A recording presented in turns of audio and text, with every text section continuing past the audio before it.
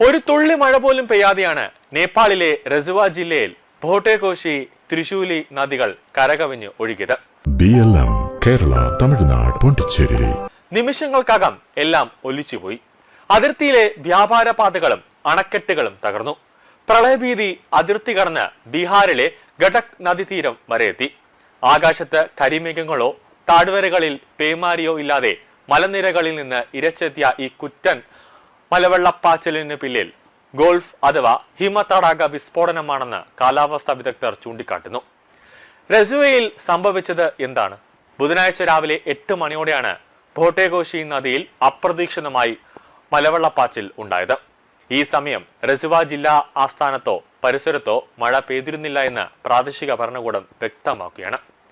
ചൈനയുമായുള്ള നേപ്പാളിന്റെ പ്രധാന വ്യാപാര പാതയായ രസുവഗഡി അതിർത്തി കേന്ദ്രം, ടിമുറെ, അതോടൊപ്പം തന്നെ ബദ്രാവതി തുടങ്ങിയ പ്രദേശങ്ങൾ നിമിഷങ്ങൾക്കകം വെള്ളത്തിനടിയിലായി.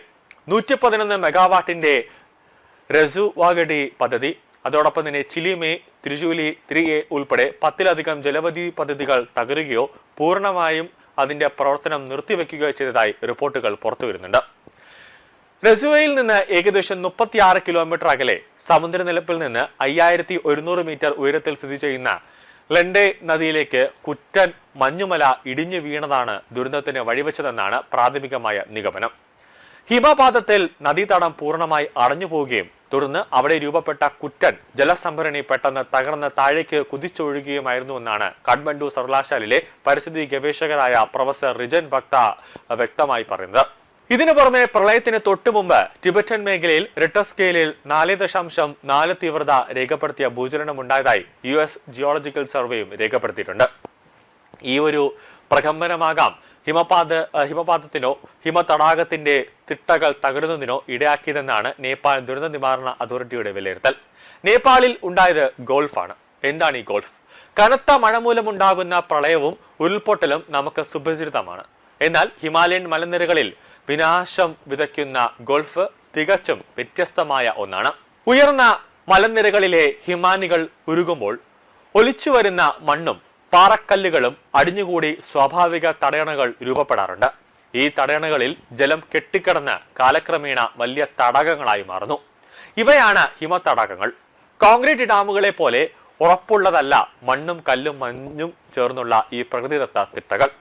ആഗോളതാപനം മൂലം മഞ്ഞുരുകൾ ശക്തമാകുമ്പോൾ തടാകങ്ങളിലെ ജലനിരപ്പ് അപകടകരമായ അളവിൽ ഉയരും. ഒരു ഭൂചലനമോ വലിയ ഹിമപാതയോ ഉണ്ടാകുമ്പോൾ ഈ സ്വാഭാവിക ഭിത്തികൾ തകർന്നു.